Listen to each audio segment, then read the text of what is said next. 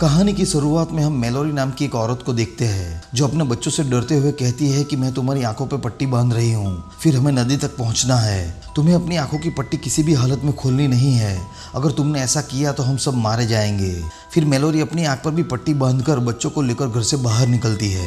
उसने पहले से ही अपने घर से नदी तक एक रस्सी बांधकर रखी थी, जिसकी मदद से वो नदी किनारे पहुंच जाते हैं। फिर वो तीनों बोट में बैठकर वहां से निकल जाते हैं। अब यहाँ से सीन शिफ्ट होता है और हम 5 साल पहले का टाइम देखते हैं, जहाँ मेलोरी एक आर्टिस्ट है और बहुत ही जल्द वो माँ बनने वाली है। तभी वहाँ पर उसकी दोस्त जेसिका आती है, जो मेलोरी को बताती है कि जरा न्यूज़ तो देखो, हर तरफ तबाही मची हुई है, लोग एक दूसरे की जान ले रहे हैं। इसके बाद वो दोनों न्यूज़ देखती है, जिससे उन्हें पता चलता है कि लाखों लोग मर चुके हैं और हर तरफ आतंक ही आतंक मचा हुआ है, और ऐसा क्यों हो रहा है किसी को कुछ भी नहीं पता। फिर मेलोरी अपना चेकअप करवाने के लिए हॉस्पिटल जाती है। डॉक्टर उसे बताती है कि आपका बच्चा बिल्कुल ठीक है और बहुत ही जल्द इस दुनिया में आने वाला है। फिर जैसे ही वो वहाँ से निकलती है तो देखती है कि एक औरत जोर जोर से अपना सर शीशे पे मार रही है। ये देखकर मेलोडी बुरी तरह से डर जाती है और जल्दी से वहाँ से निकलकर जेसिका के साथ गाड़ी में बैठ जाती है। वो दोनों देखती है कि बाहर सब लोग भाग रहे हैं और कई लोग अपनी खुद की ही जान ले रहे हैं। उन्हें लगता है कि कोई वायरस उनके शहर में फैल गया है,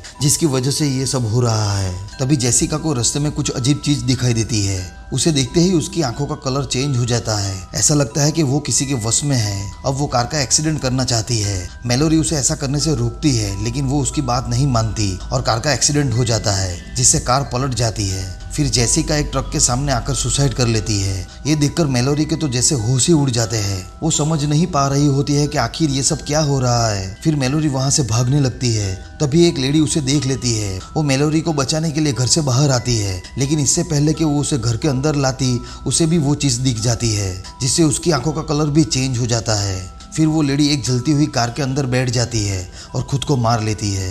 यहाँ पर हमें पता चलता है कि ये जो भी चीज़ है वो जिसे भी दिख जाए वो उसे अपने वश में कर लेती है और फिर मरने पे मजबूर कर देती है। फिर एक टॉम नाम का बंदा वहाँ पहुँचकर मेलोरी को घर के अंदर ले जाता है, जहाँ से वो लेडी आई थी। घर के अंदर और भी लोग मौजूद थे। वहाँ एक ओल्ड मैन भी था, जो इन्हें बताता है कि जो लेडी तुम्हारी मदद करने के लिए बाहर आई थी, जो मर गई है, वो मेरी वाइफ थी।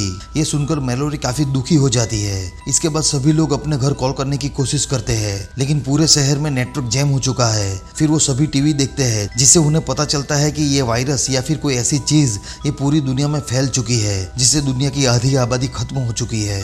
वो सभी समझ जाते हैं कि ये चीज जो भी हो, लेकिन ये देखने से ही इन्फेक्टेड करती है, इसीलिए वो घर की सारी खिड़कियां पूरी तरह से बंद कर देते हैं। फिर धीरे धीरे कुछ दिन बीतते हैं। अब इन लोगों के पास खाने पीने का ज्यादा सामान नहीं था, इसीलिए वो सभी परेशान थे कि अब क्या किया जाए। वो सोचते हैं कि उन्हें बाहर जाकर खाना लाना ही पड़ेगा। फिर जो घर का मालिक होता है वो सबसे कहता है कि घर के बाहर सीसीटीवी कैमरास लगे हुए हैं, जिससे हम बाहर देख सकते हैं, लेकिन किसी को भी पता नहीं कि कैमरा में देखने से वो चीज हमें इन्फेक्ट करेगी या नहीं। इसीलिए वो घर का मालिक कहता है कि तुम मुझे बांधकर एक चेयर में बिठा दो, ताकि अगर मैं इन्फेक्टेड हो भी जाऊं तभी मैं तुमको नुकसान नहीं पहुंचा सकता। फिर सभी लोग उसकी बात मान लेते हैं। फिर वो घर का मालिक चेयर में बैठकर मॉनिटर देखने लगता है। कुछ ही देर में उसकी आंखों का कलर भी चेंज हो जाता है, यानी वो भी इन्फेक्टेड हो जाता है। वो अपना सर जोर से जमीन पर पटक कर खुद को मार लेता है। सभी लोग आवाज सुनकर ऊपर आते हैं और मालिक को मरा हुआ देखकर काफी डर जाते हैं। वो अच्छी तरह से समझ जाते हैं कि ये चीज स्क्रीन पर देखने से भी इन्फेक्टेड कर देती है। इसके बाद उस घर में एक और लड़की आती है जो प्रेग्नेंट होती है। ये लोग उसे भी अपने साथ ले लेते हैं।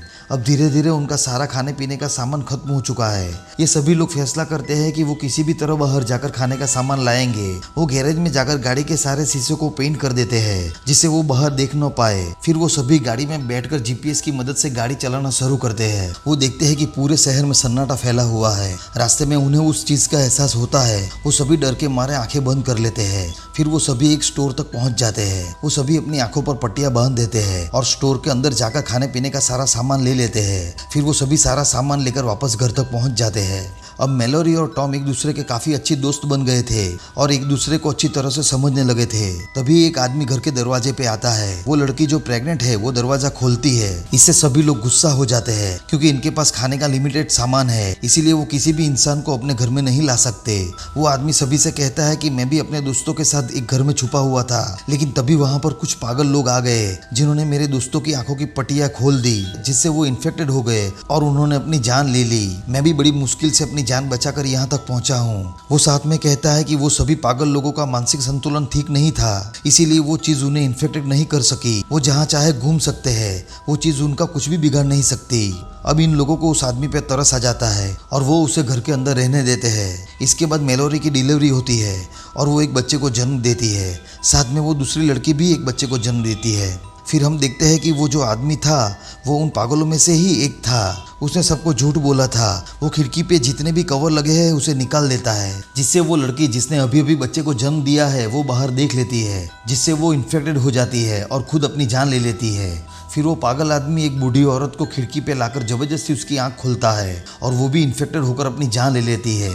फिर वो पागल मेलोरी की तरफ बढ़ता है, लेकिन वहाँ टॉम आ जाता है और उस आदमी को शूट करके ख़त्म कर देता है। अब यहाँ से हम 5 साल बाद का सीन देखते हैं। यहाँ पर टॉम, मेलोरी, उसकी बेटी और वो लेडी जिसने दूसरे बच्चे को जन्म दिया था उसका बेटा होता है। ये सब के सब यहाँ पर किस तरह जीना है ये सब सीख गए थे। वो जब भी बाहर जाते तो अपनी आंखों पर पट्टियां बांध के ही जाते थे। उन्होंने अपने घर से एक रस्सी बांध कर रखी थी, जिसकी मदद से वो आसपास के इलाके में जाते हैं और खाने का सामान लाकर गुजारा करते हैं। फिर एक दिन रेडियो पर टॉम एक आदमी का मैसेज सुनता है जो बताता है कि हम एक जगह पर है जो पूरी तरह सुरक्षित है, यहाँ खाने पीने की कोई भी कमी नहीं है। टॉम उसे कहता है कि हम 4 लोग हैं, हमारे साथ 2 बच्चे हैं, हमें कहाँ आना होगा। वो आदमी कहता है कि तुम्हें नदी के पार आना होगा। वो जो लोकेशन बताता है वो जगह यहाँ से काफ़ी दूर होती है, लेकिन फिर भी टॉम वहाँ जाना चाहता है। लेकिन मेलोरी उसे कहती है कि क्या भरोसा कि वो सच बोल रहा है, ये भी तो हो सकता है कि वो भी उसी तरह के पागल लोग हो जिस पर वायरस का कोई भी असर नहीं होता। टॉम और मेलोरी के बीच इस बात को लेकर बहस होने लगती है। टॉम कहता है कि उससे बात करके मैं समझ गया हूँ कि वो बिल्कुल नॉर्मल है और वैसे भी हम यहाँ पर इस तरह कितने दिन सर्वाइव कर पाएंगे। पहले तो मेलोरी टॉम को मना कर देती है, लेकिन बाद में वो सोचती है कि उन्हें खाने के साथ साथ दवाइयों की भी जरूरत पड़ेगी और अगर उन्हें कुछ हो गया तो बच्चों का क्या होगा। यही सब सोचकर मेलोरी वहाँ जाने का मन बना लेती है। फिर अगली सुबह वो सभी अपनी आंखों पर पट्टियां बांधकर वहाँ से निकलते हैं, लेकिन तभी वहाँ पर कुछ पागल लोग आ जाते हैं। टॉम मेलोरी से कहता है कि मैं इन्हें देखता हूँ, अगर मुझे कुछ हो गया तो तुम बच्चों को लेकर यहाँ से निकल जाना। फिर वो बाहर आकर गोलियां चलाता है। वो 2 लोगों को शूट करके खत्म कर देता है, लेकिन वो समझ जाता है कि इन्हें रोकने के लिए उसे अपनी आंखों की पट्टियां खोलनी होगी। वो अपनी आंखों की पट्टी खोलकर सबको मार देता है, लेकिन तभी वो भी उस चीज़ को देखकर इन्फेक्टेड हो जाता है और खुद को मार लेता है। मेलोरी समझ जाती है कि अब टॉम मर चुका है क्योंकि वो काफ़ी देर से वापस नहीं आया। अब यहाँ से कहानी फिर से प्रेजेंट में आती है जहाँ से कहानी की शुरुआत हुई थी। मेलोरी अपने बच्चों के साथ लंबा सफ़र तय करती है। उन्हें सफ़र करते हुए 2-3 दिन हो जाते हैं। अब मेलोरी को खाने के सामान की ज़रूरत पड़ती है, इसीलिए वो बोट को किनारे पे खड़ी करती है। फिर वो अपने बच्चों के शरीर पर रस्सी बांधकर एक घर की तरफ आगे बढ़ती है।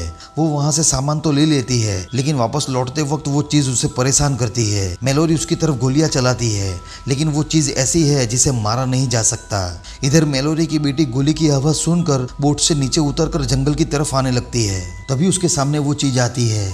वो उसे छूने वाली होती है, लेकिन तभी मेलोरी रस्सी खींच लेती है और अपनी बेटी को बचा लेती है। फिर वो तीनों वहाँ से निकलते हैं। मेलोरी खुद को और अपने बच्चों को एक ब्लैंकेट से कवर कर देती है, लेकिन तभी पानी का बहाव तेज होने लगता है क्योंकि आगे एक बहुत बड़ा झरना होता है। देखते ही देखते उनकी नाव झरने में पलट जाती है, जिससे वो तीनों पानी में गिर जाते हैं। मेलोरी अपने बच्चों की आवाज़ सुनकर उन तक पहुँच जाती है और उन्हें बचा लेती है। फिर वो तीनों पैदल ही जंगल की तरफ आगे बढ़ते हैं। जब ये आगे बढ़ रहे होते हैं तभी मेलोरी का पैर फिसल जाता है और वो नीचे गिर जाती है।